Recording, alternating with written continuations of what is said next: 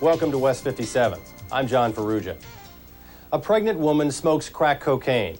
Her intense high lasts only a few seconds, but it can leave her unborn child with a lifetime of trouble. Medical experts say that in Miami, 10 crack babies are born every day. Statistics are nearly the same or worse in many major cities. It is a looming financial crisis at big city hospitals, a bill that is expected to top $300 million by 1991, a bill that you and I will have to pay.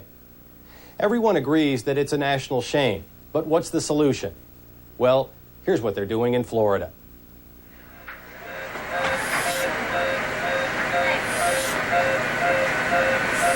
This baby has been an extremely jittery baby. This baby's central nervous system injury will probably make it very difficult for him to initiate respiration on his own and maintain it. When you're on crack, you don't think about those things. I know it could cause defects, brain damage, but I still didn't care. I just wanted another hit. This baby was born very, very catastrophically, delivering in the lobby, and had to be vigorously resuscitated at birth. Of the babies born at Miami's Jackson Memorial Hospital during a one-week period, 1 in 5 black infants and 1 in 10 whites were born high on cocaine. Dr. Emily Banstra treats the most damaged.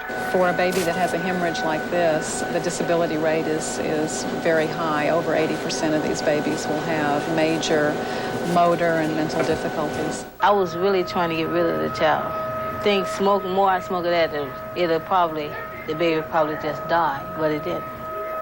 An estimated 10,000 crack babies were born in Florida last year, and state health officials were overwhelmed. I really think it's the most rapidly growing public health epidemic any of us have seen for 20 or 30 years. I mean, it's as if you're being attacked by someone with chemical warfare. So, the state has launched a controversial counteroffensive. 22-year-old Denise Gethers gave birth twice last year. Both infants tested positive for cocaine. In February, prosecutors in the coastal city of Fort Lauderdale, knowing that drug charges just wouldn't stick, charged Denise instead with child abuse. I'm not going to plead guilty to child abuse because I didn't abuse no child. This is not something to punish a person for. I think being addicted to crack cocaine is punishment enough. You don't have to send a person to prison for them to learn a lesson. In the most aggressive prosecution yet, 2 women in Central Florida have been charged not just with child abuse, but with delivery of a controlled substance to a minor, their infant children.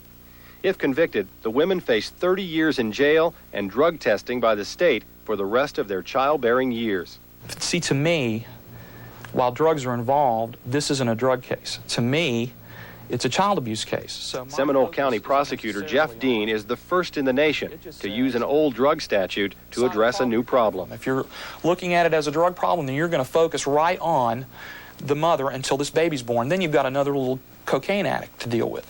But if you're looking at it as a child abuse case, I mean, your whole focus is on what that woman is carrying in her womb. I mean, you want to say, stop this at least for a few months. I mean, say, give this baby a break. It's a far different thing of being addicted to crack and maybe scalding your child with water, making a decision to do that. I don't see the difference. It's as classic a child abuse case as any that I've ever handled. I'm willing to say, I understand you can't help it, and we're going to help you help it. You don't care who you hurt, who gets in your way, or anything.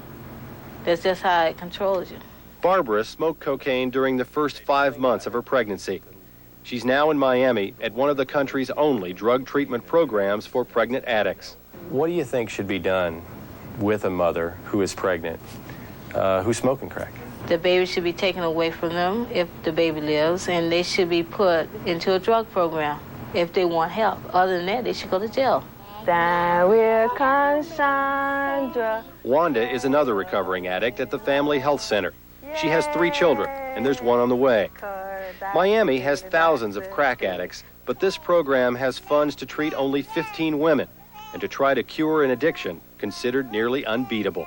My welfare check was like $340 a month. And if I would get my check on a Monday, I would have $5 or $10 the next day left. out of that check, just to save something for in the morning, you know, for me to get high off of. What was the low point for you? The lowest point is when I left my children on the park for like 3 or 4 days. I had left my kids with the girl that I know, and I told her, I said, watch them, you know, I'll be back. And I didn't come back. So that was like, that's what, when I finally came down off of that high, I realized that I needed help. And I went to my aunt and my mother.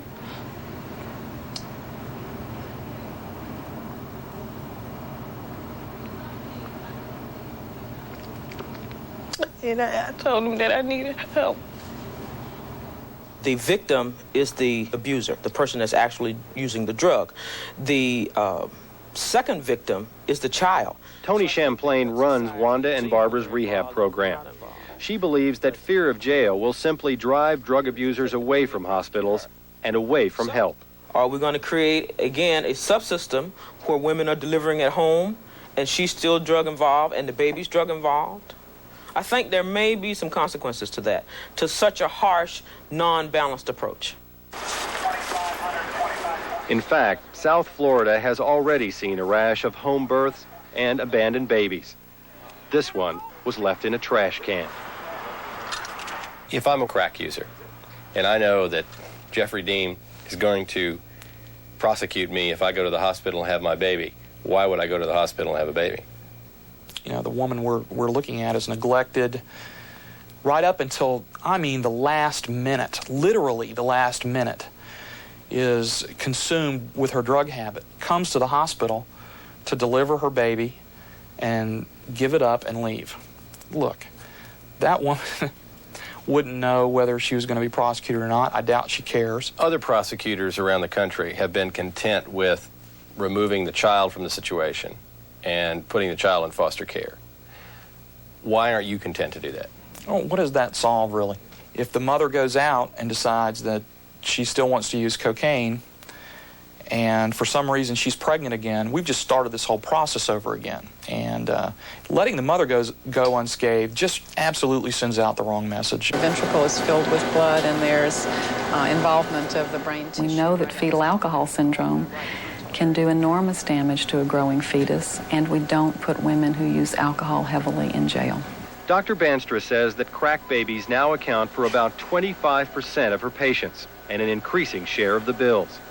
Just one sick infant can cost taxpayers as much as $140,000, and some women are having more than one. Do you have repeat offenders here, people who are coming in for the second and third time having a child that's cocaine addicted? Absolutely. I admitted a baby last week that was born to a mother who was having her third crack cocaine baby, but she had never been offered drug rehabilitation. Hold on, like Mommy showed. Denise Geathers claims that she was denied drug treatment during both her pregnancies.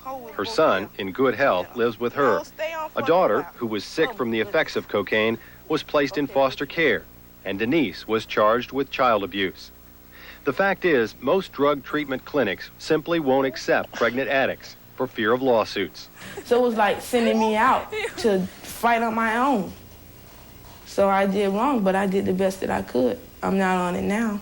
It's much more important for us to put our dollars into residential or outpatient drug treatment programs that we can send these women to that would be effective in rehabilitating them than to putting our dollars into incarcerating those women. To me, treatment has to fit within the picture somewhere. There has to be a balance. Because if the mother is in jail, what kind of treatment, what kind of rehabilitation, what is your recidivism rate for incarcerated individuals? Whether in prison or in rehabilitation, the rate of relapse is dismally high. Even among those who have gotten treatment, as many as 70% go back to crack, a grim tribute to the drug's power over a person's will. I know it's been a many days that I have got up, and it's been a many nights that I prayed. I said, Lord, tomorrow I don't want to get high. But that drug is so powerful, you know, right then and there, go ahead, you know, I'm getting ready to get a free hit, you know, and you go right for it. Do you think judges and prosecutors are right when they say that they'll prosecute a mother who delivers a baby? Yes, I do. I don't see nothing wrong with it. They need to. They really do. And they need to really put down some hard rules and regulations on these women because there's too many babies out here, you know, born like that. Ms. Gathers is on probation, case number 886438CF. Somebody wants to lock me up for 15 years, what chance am I going to have? This baby's still going to be able, she has arms, legs, eyes, nose, mouth, everything. What's so bad about that I have to be locked up like an animal to show what? People aren't going to stop using crack cocaine because they put me in prison for 15 years. They're not going to do it. Is this going to deter other people, other cocaine mothers, from having children that are addicted to cocaine? You know what? It may, and it may not. But what if it doesn't? Let's just say it doesn't deter anybody.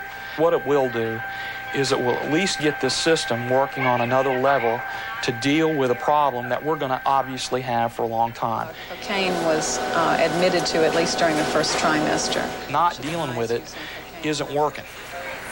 It's just not.